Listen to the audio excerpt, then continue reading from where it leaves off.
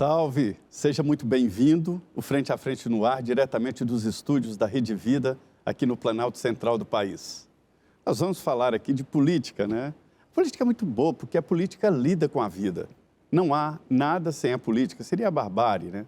E é por isso que nós, daqui de Brasília, levamos até você ideias, propostas, exatamente para que você tenha a sua.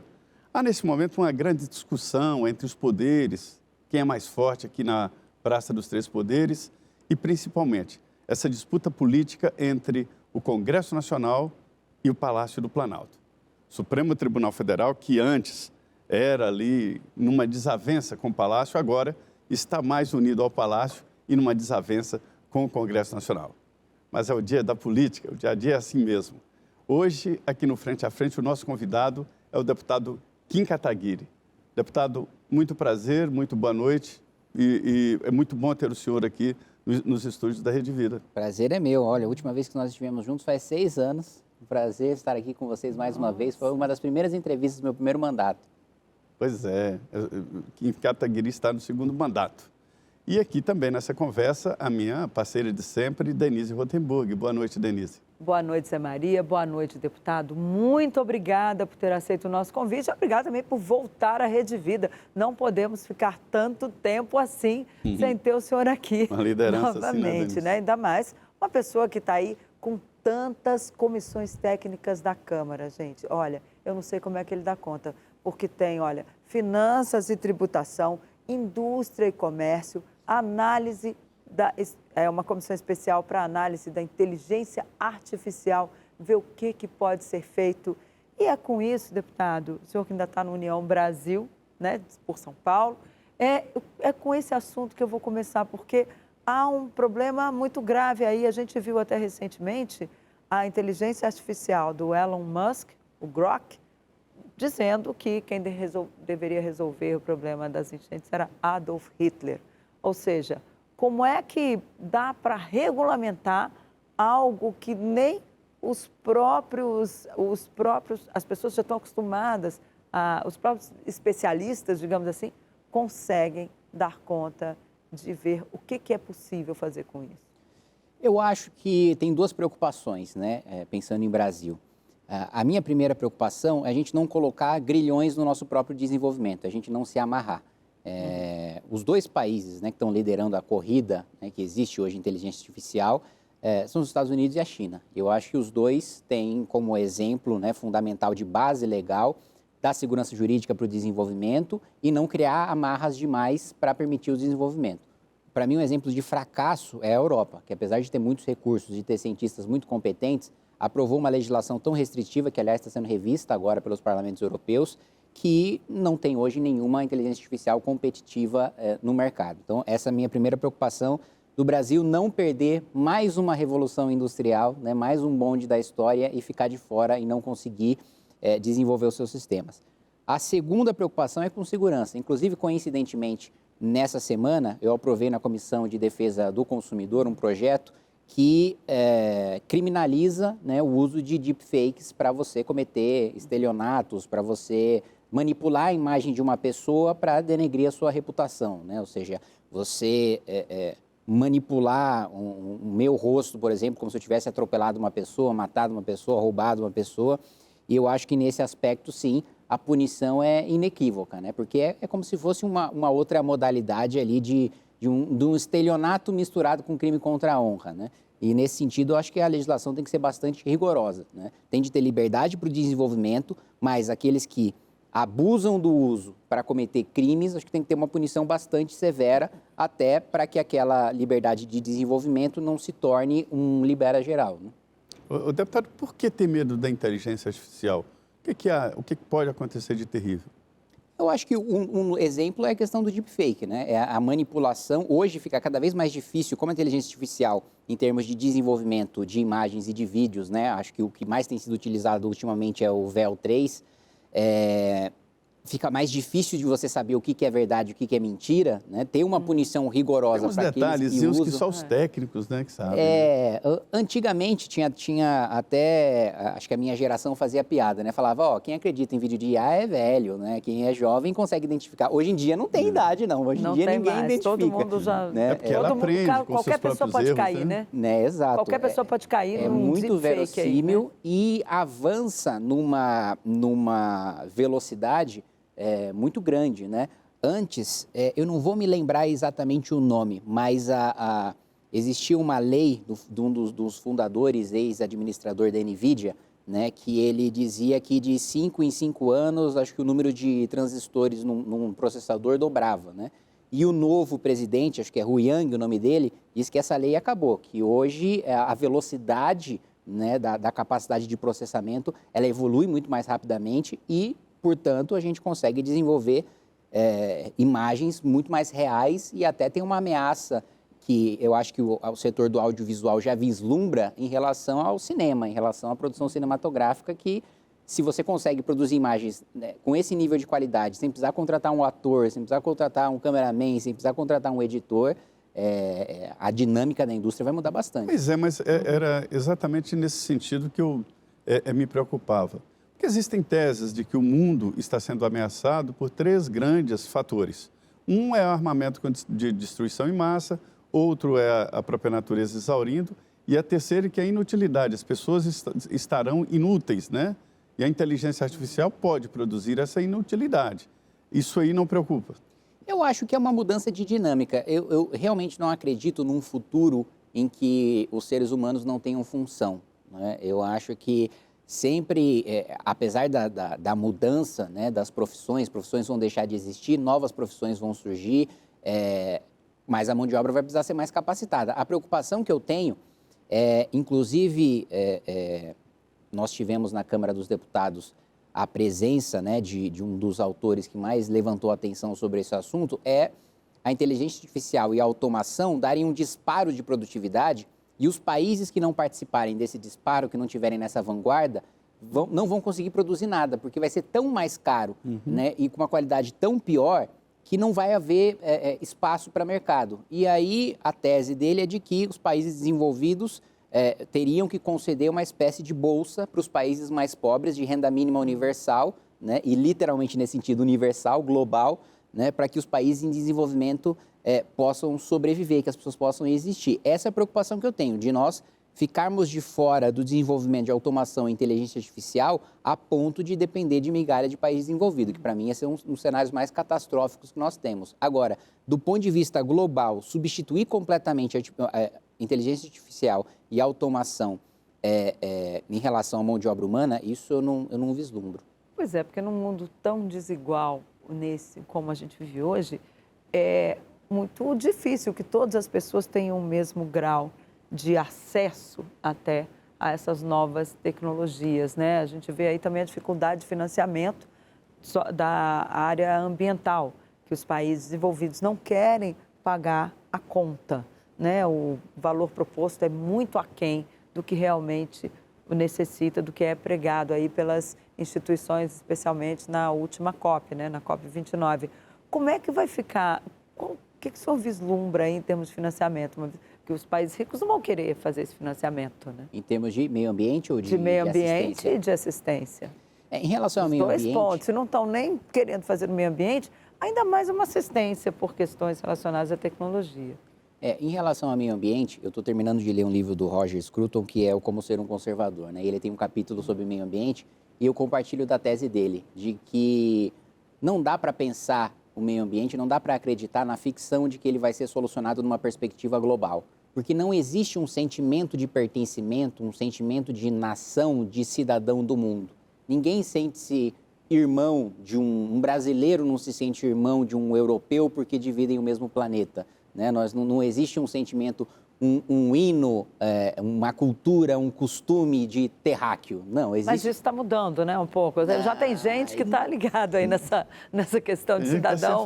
O planeta é um só, né? O planeta é um só, mas não há o incentivo, né, que existe para você cuidar do seu próprio país, do seu próprio território, em relação ao resto do mundo. E a tese que ele defende é justamente essa, que a perspectiva ambiental seja vista do ponto de vista nacional, inclusive na perspectiva conservadora, no sentido de que existe um pacto entre aqueles que já morreram e deixaram tudo que nós temos hoje, os bens materiais, as instituições, os costumes e por aí vai, nós que estamos vivos hoje e as futuras gerações que estão por vir. Ele afirma, e eu concordo, que é mais fácil convencer as pessoas a conservarem e preservarem o seu território nacional, o seu bairro, a sua comunidade, pelo sentimento de pertencimento, do que criar um grande acordo global. E veja, nós estamos nessa tentativa de grandes acordos globais em relação ao meio ambiente há décadas. Eles nunca deram certo. Então, eu concordo com essa perspectiva de pensar o cuidado ao meio ambiente com uma visão, com uma ótica mais nacionalista, né? Em relação ao financiamento de assistência, realmente não existe nada que garanta que isso vai acontecer. Daí o meu medo, né, da dependência do Brasil, que já perdeu várias oportunidades na história de desenvolver várias indústrias diferentes e ter vários saltos de produtividade. Eu colocaria, especialmente durante o governo Lula 1 e Lula 2, em que nós tínhamos a China crescendo 10% ao ano. A gente estava exportando aço, a gente estava exportando commodity. E com a possibilidade de aproveitar esse boom econômico para fazer reformas estruturais, todo ajuste fiscal que a gente vai ter que fazer para não ter um colapso em 2027, poderia ter sido feito estruturalmente em Lula 1 e Lula 2, sem nenhum trauma, sem nenhum corte, por causa do crescimento econômico motivado pelo crescimento internacional. E reformas estruturantes que garantiriam que a gente tivesse um aumento de produtividade para não depender do crescimento do mundo para ter o crescimento no Brasil. Infelizmente, a gente perdeu essa oportunidade e eu não quero que isso se repita com inteligência artificial e automação. O senhor falou sobre essa questão econômica. A questão econômica hoje ela é interligada no mundo inteiro, mas existem algumas decisões de países, como o Brasil, por exemplo, que atrapalham a economia local e nós estamos encalacrados. Hoje, a ministra Simone Tebet, o senhor esteve lá na comissão, né, e ela mostrou um quadro caótico, né, 2027 com um orçamento colapsado. O Brasil precisa de uma reforma estrutural, mas politicamente é inviável, não se consegue. O próximo governo, eu costumo dizer que vai ter que fazer uma PEC da transição às avessas, porque como 0% nós teremos de orçamento discricionário em 2027, o próximo presidente da República vai ter que, antes de assumir, depois das eleições, negociar com o Congresso anterior uma PEC para promover corte de gastos e flexibilização do orçamento, desindexação do orçamento. E isso, evidentemente, gera um custo político, mas no Brasil nós sabemos e temos essa tradição de que um presidente que sai das urnas sai muito fortalecido, sai popular, sai com uma confiança da população e, ao mesmo tempo, ele vai negociar com muitos parlamentares que perderam o mandato, que perderam a eleição. O Congresso anterior é mais fraco do que o Congresso que acaba de assumir e acaba de ter o seu mandato. E tem a questão do incentivo político, né? Que os parlamentares eles sempre estão mais propensos a votar propostas impopulares quanto mais distante está da eleição. E o momento mais distante da eleição é o pós-eleição. Pois foi até o que ajudou o presidente Lula quando ele estava eleito e foi feita aquela PEC da transição, né? Isso, a PEC da transição. E mesmo Lula 1 no primeiro mandato, a primeira coisa que ele fez foi a reforma da Previdência, que foi inclusive o que gerou a formação do PSOL, né? Aquela dissidência. Mas como é que o Lula, com um discurso de esquerda, com uma trajetória sindicalista, consegue no primeiro ano, sem impacto na popularidade, aprovar uma medida como uma reforma da Previdência? É o fato de sair fortalecido. Teve um estrago interno ali no PT. Mas acontece o seguinte, existe uma lenda de que o problema, o entrave, é o servidor, máquina, enxada, salários. Não é só isso, né, deputado? Não é só isso. Nós temos, isso também, existe também, assim, o Brasil, quando você olha para todos os ministérios, mais de 80% de todos os ministérios é folha de pagamento, né? Se você olha para as Forças Armadas, a gente teve aquele desfile ridículo lá na época do governo Bolsonaro, do tanque quase explodindo na frente do Congresso Nacional involuntariamente, né? Então, as nossas Forças Armadas estão muito sucateadas e até hoje a gente está discutindo o leasing dos caças Gripen, lá de trás, a negociação lá de trás, e que hoje já está os Estados Unidos com F-35 e já ficou muito para trás, né? Então, o nosso grau de investimento em todos os setores, ele é muito baixo e as despesas obrigatórias são muito altas. Mas não só na questão dos salários, e o servidor público federal, nesse sentido, é um problema, porque ele é elite dentro do próprio funcionalismo público. O funcionário público municipal, ele recebe, em média, 5% a menos do que na iniciativa privada. O servidor público federal recebe 96% a mais, né? Então, para uma função equivalente, praticamente o dobro. Então, não à toa, a maior renda per capita está em Brasília. Ok. Olá, estamos de volta para o segundo bloco do Frente a Frente, que hoje recebe o deputado Kim Kataguiri, ele que é do União Brasil de São Paulo. No primeiro bloco, a gente começou a falar, no finalzinho ali do primeiro bloco, sobre a questão da reforma administrativa, da necessidade de rever, especialmente, os supersalários. Deputado, eu lhe pergunto, vai ser possível fazer alguma coisa nesse sentido? A gente tem aí juízes, especialmente, né, no judiciário, que ganham verdadeiras fortunas, né, ali mensalmente, porque juntam uma série de penduricalhos.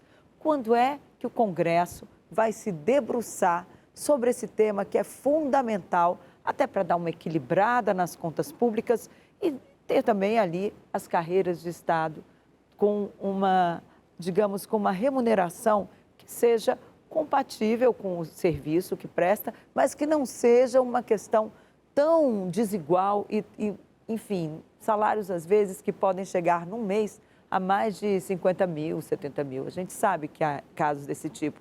Como fazer? Não, 50 mil, 60 mil, você está falando do uma mínimo, base. do piso.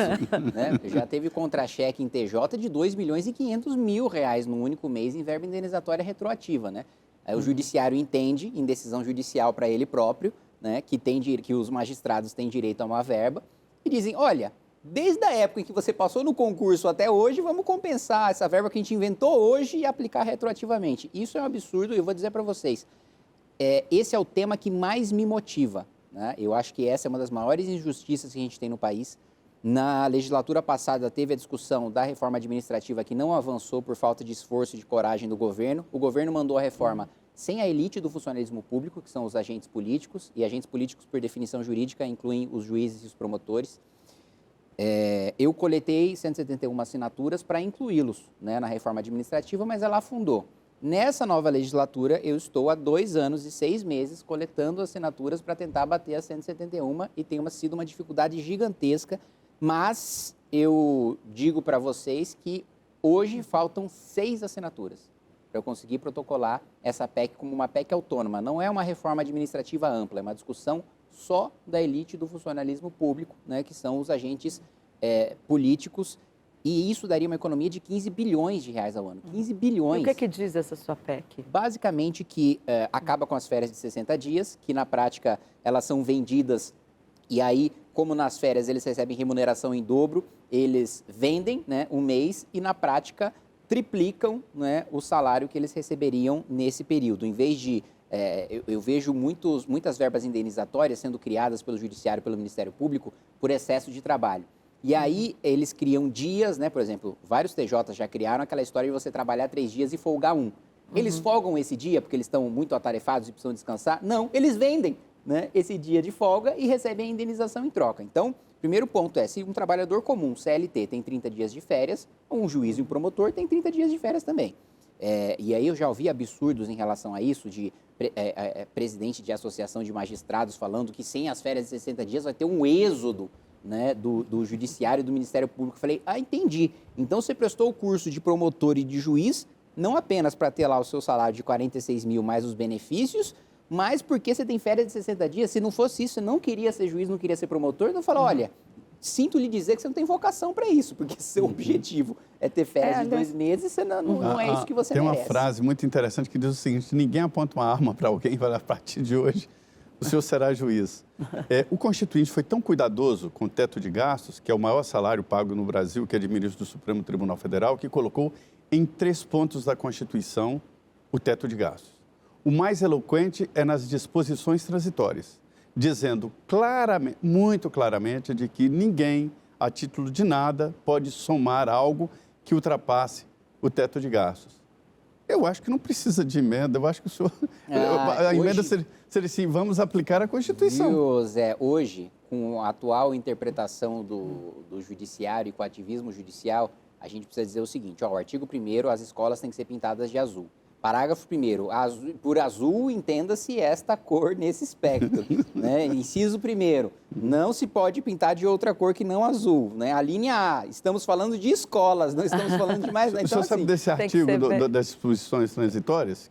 Sim, do é ADCT. muito explícito, né? Ninguém pode reivindicar nem os anteriores, né?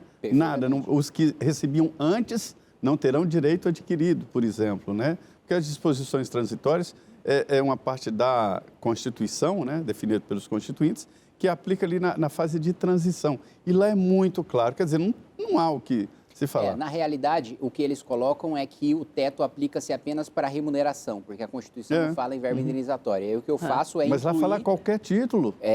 Mas é a título de remuneração, e que é a interpretação Aí dada eles hoje. fazem Por isso uma que a gente inclui... Remuneração é uma coisa, verba indenizatória é outra, é o que eles Isso, dizem, exato. né? Penduricado. E aí Por isso que eles a gente- começam por isso que a ideia é incluir na sempre encontram Constituição. uma brecha Sim, para ganhar um pouquinho a mais, né, deputado? Isso aí nem Impressionante. se for comparar com o orçamento, não é muito realmente, né? Mas é didático, né? É isso, é questão de dar o exemplo, né? Tem um ditado antigo, né, de Roma, de que as palavras movem e o exemplo arrasta, né? E eu acho que essa é a questão de exemplo. E muitas vezes, né, quando eu aponto isso para o juiz ou para o promotor, eles apontam o dedo de volta, né? E você que é deputado? Eu falo, bom, eu dou o exemplo, né? Encontre outro deputado que não usa carro, não usa gasolina, nunca passou uma bala, um chiclete, né, muito menos um almoço em cota parlamentar.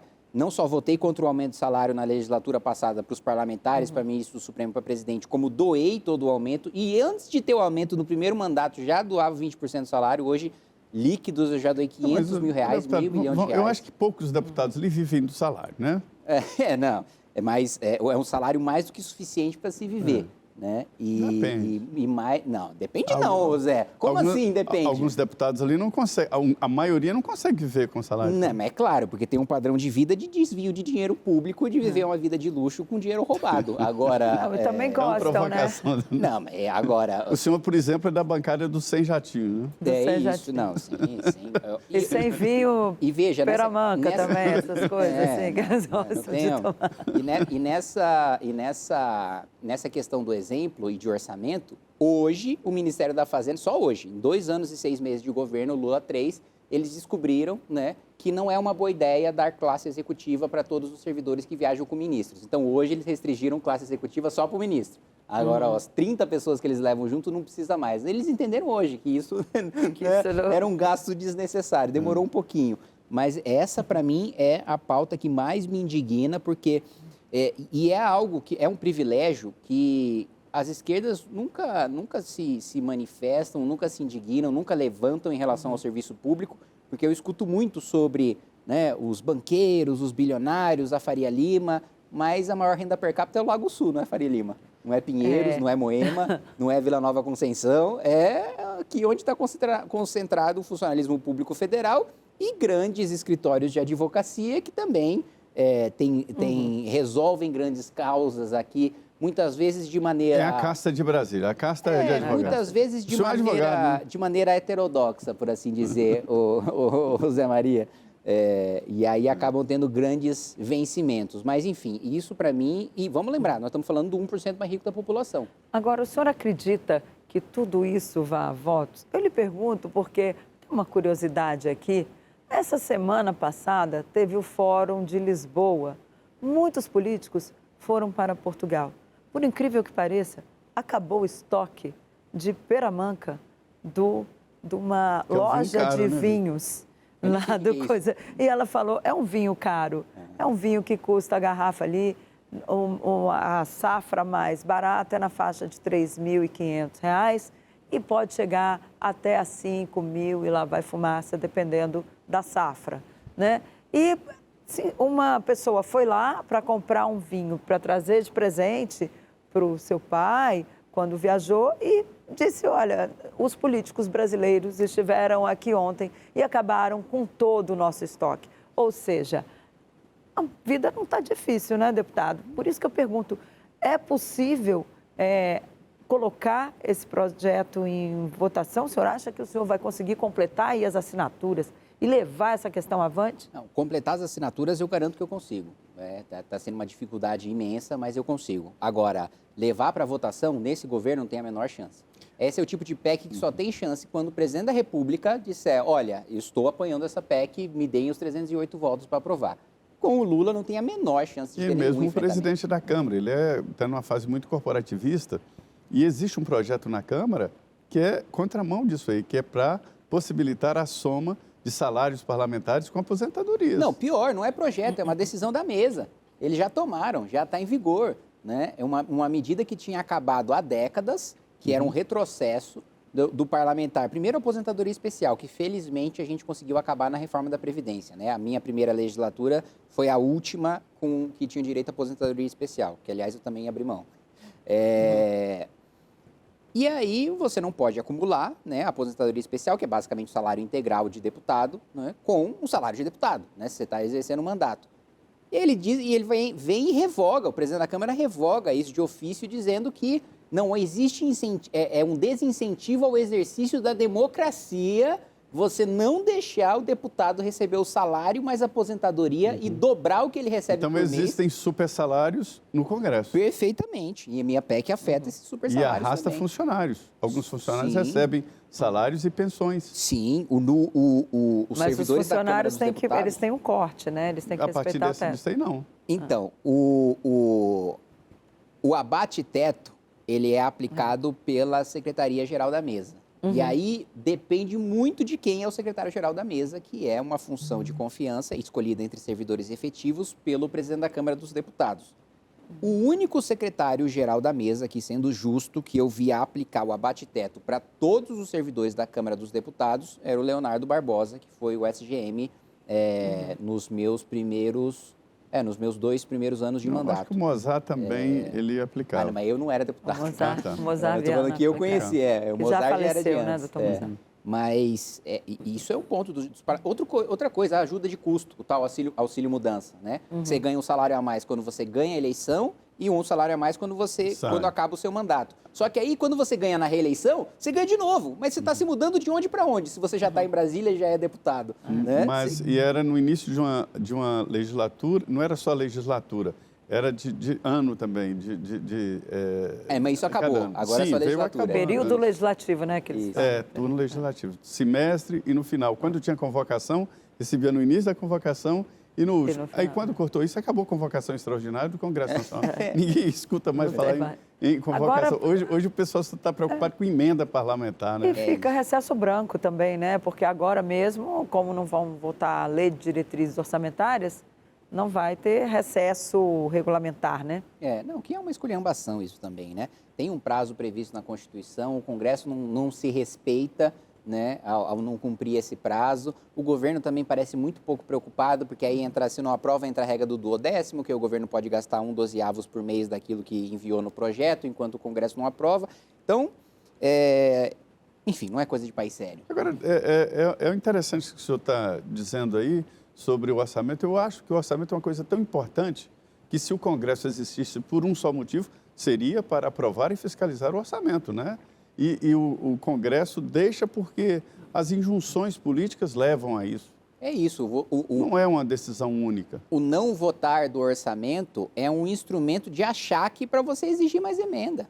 Isso aí eu não tenho a menor dúvida, eu vejo isso todo ano. Né?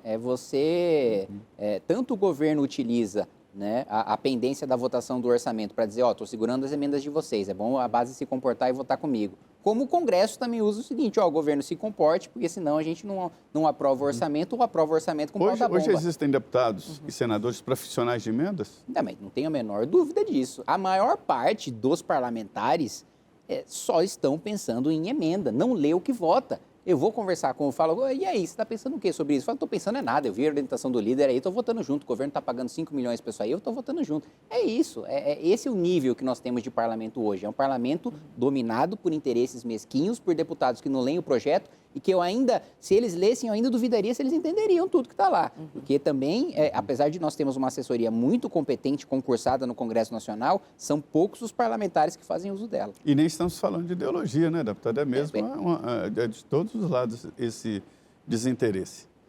Nós estamos aqui no Frente a Frente, falando como vocês estão vendo aí das entranhas da política, e tá bom a conversa, boa conversa. Salve, seja bem-vindo. Nós estamos aqui no Frente a Frente, nos estúdios da Rede Vida, no Planalto Central do país. O Frente a Frente é assim, leva até você as ideias daqui de Brasília para que você faça a sua ideia e que tenha exatamente uma radiografia do que acontece por aqui.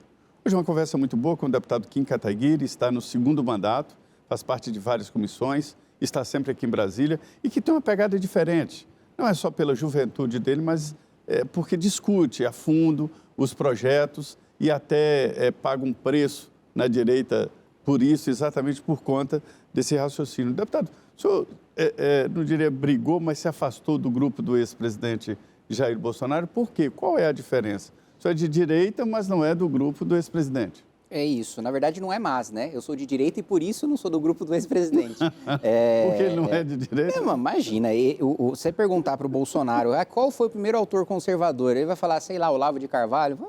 Não encostou, não passou a E nunca foi empresário? 1000 quilômetros de Burke, de Russell Kirk, até aqui de Lacerda, não precisa ir muito longe. Não tenho a menor ideia do que se trata. Então o senhor que é direita. Conservadorismo, liberalismo ou de direita, né?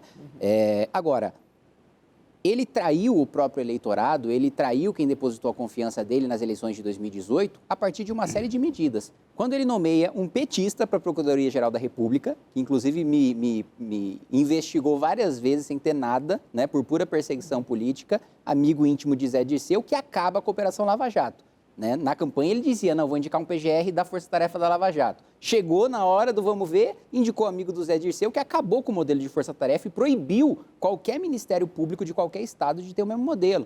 Depois ele disse que vai endurecer a luta contra o crime e sanciona o juiz de garantias, que foi uma medida tão garantista, mas tão garantista e tão pró-criminoso que até o Supremo Tribunal Federal, que hoje é um tribunal marcado pela impunidade, disse, peraí, Bolsonaro, aí você tá ajudando muito o bandido, nem isso, aí não vamos deixar. Aí o Toffoli deu uma liminar falando, juiz de garantias que Bolsonaro sancionou, não vamos aplicar porque aí já é avacalhação. Quando o Supremo chega no nível, que não tinha condições, né? Chega no nível não tinha condições técnicas de implementar, não tem nem juiz suficiente para fazer isso, né? Se dividir o juiz da fase de instrução e de inquérito inquisitorial do juiz que vai fazer depois do julgamento. Tem cidade que não tem um juiz que mora fora da comarca.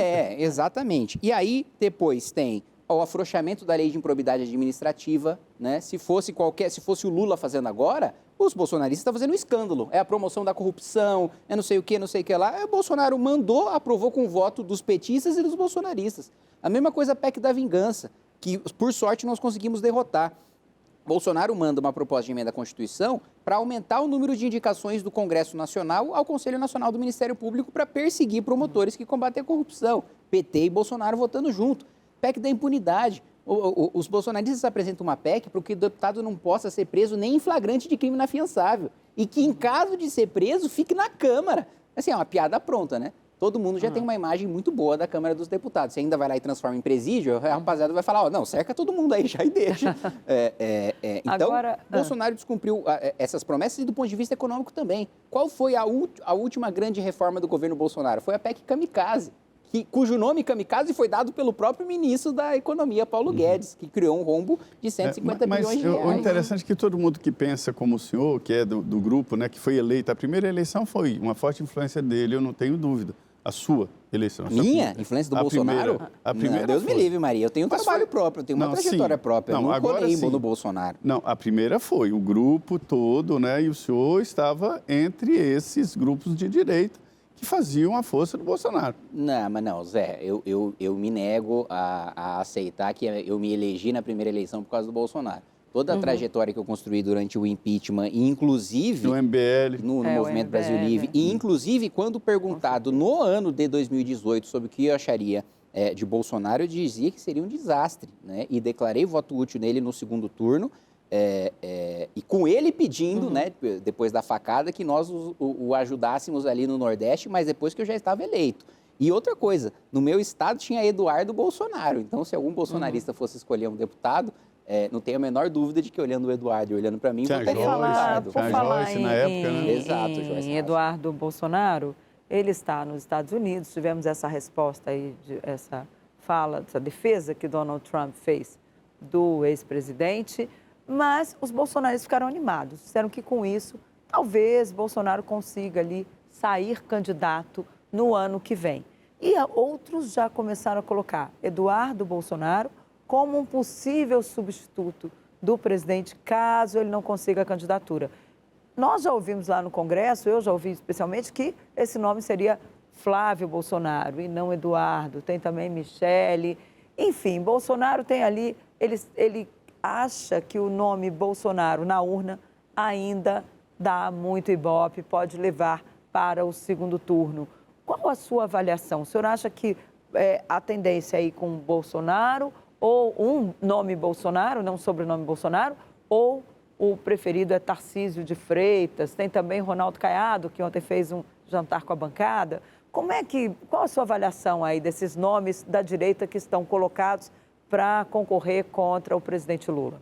Eu vou discordar de um pressuposto da sua pergunta de que os bolsonaristas ficaram animados com Trump. Os bolsonaristas estão fingindo ficar animados para vender uma falsa esperança de que o Bolsonaro tem alguma chance de ser candidato.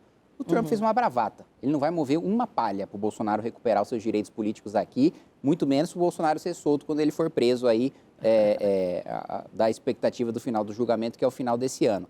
Então, assim, não teremos Jair Bolsonaro candidato, Jair Bolsonaro sabe disso, sua família sabe disso, os deputados bolsonaristas sabem disso e admitem nos bastidores, né? Então, não tem ninguém animado, tem gente fingindo e utilizando os bolsonaristas de massa de manobra para tentar vender essa falsa esperança e ganhar algumas visualizações e crescer um pouco seus seguidores para aumentar sua votação na próxima eleição.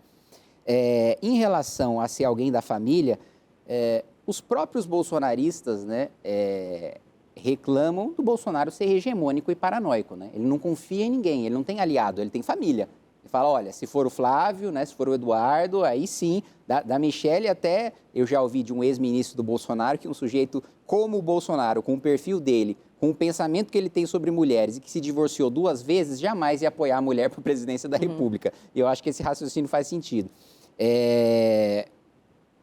Os filhos, o Eduardo, coitado, ele passou, sei lá, já 12, 10 anos na Câmara dos Deputados, nenhum projeto importante aprovado, nenhuma relatoria importante aprovada. Ele utilizava a Comissão de Relações Exteriores para ficar viajando com dinheiro público ao redor do mundo, né? Ele, aliás, ele entrou na política forçado pelo pai. Ele ficava surfando lá na Austrália, ouvindo forfã, né? Foi colocado na política sem ter a menor vocação para isso, né? Então, eu... Pois é. É verdade, ele ficava surfando. Lembra da troca de mensagem que foi fotografada por um jornalista? Fazendo hambúrguer. Fritando hambúrguer nos Estados Unidos e em que o Jair está conversando com o Eduardo e o Eduardo está na Austrália e ele fala, cuidado com o que você vai fazer aí que eu não vou depois te tirar da cadeia, vão comer o seu fígado e o meu. Jair mandando mensagem pro Eduardo. E aí, veja só como essa família é muito unida, né? O Eduardo responde o seguinte, não me compare com o bosta do seu filho, referindo-se ao Jair Renan, que é o filho mais novo, que hoje é vereador de Balneário. E que queria ser influencer, né? E que, coitado, tem problemas cognitivos insanáveis. Mas destruiu a família. Mas é isso. Mas é estranho. Sabe o que é, deputado? É porque nós estamos num momento que alguns, né, acham que quem fala que o cabelo do Bolsonaro está errado é petista. E no PT é a mesma coisa. Quer dizer, não existem só esses dois lados na política e no mundo e na vida. Graças a Deus. E a famosa... Isso é conhecido, isso é famoso na dialética erística, né, que é o que estuda a arte do debate, como a falácia da falsa dicotomia, né? Você finge que só tem 2 opções para forçar uma pessoa a escolher uma delas, quando nenhuma delas atende ao que aquela pessoa acredita. Mas o senhor estava falando, faltou o senhor fazer uma análise aí do Flávio. Perfeito. Não, o Flávio é o que não tem a menor condição de disputar, porque ele tem telhado de vidro, né? Ele está lá até hoje sem explicar como é que ele comprou aquela mansão lá de não sei quantos milhões, tendo a renda de senador da República. Então eu não vejo condição de ninguém da família disputar. Os presidentes de partido do Centrão estão pressionando muito o Bolsonaro para ele apoiar o Tarcísio. Tarcísio é o nome dos grandes presidentes de partido, do Kassab, do Ciro Nogueira, do Marcos Pereira, do próprio Valdemar da Costa Neto, que, aliás, é irônico, né? Hoje os deputados bolsonaristas estão no partido presidido pelo cara que foi preso no mensalão do Lula, né? E tá tudo bem, tá tudo bonito. Ele vai lá e discursa na Paulista do lado do Bolsonaro falando vida, família, saúde. Assim, ele não sabe nem falar um lema terra, família e pátria, né? É uma coisa simples. Pátria, família e liberdade. Pátria, família e liberdade. TFP ele também não sabe, mas ele tá lá junto com o Bolsonaro, então hoje ele é um cara de direita, né? Então, assim, existe essa pressão, né? Agora, os sinais que o Tarcísio passa nos bastidores olha, só vou com o apoio do Bolsonaro e com uma grande coligação me apoiando. Eu acho que existe aí um grande projeto que eu vejo com receio, porque se o Tarcísio, na eleição, já começa coligado com PP, União, PSD, Republicanos, PL, ele já vai ser presidente da República devendo um boleto que é impagável, né? Ele já Como vai... assim? Explica melhor aí pra gente esse boleto. Não, alguém acha que o Valdemar da Costa Neto apoia um candidato por idealismo e republicanismo? Não, o Valdemar quer ministério, quer emenda, quer cargo, né? Alguém se engana que algum presidente de grande partido está apoiando o Bolsonaro porque faz arminha com a mão? Não, é gente que foi base desde do Collor, passando por todos os governos até agora o Lula, né? É gente que votou o teto de gastos e depois votou a PEC da transição. Né?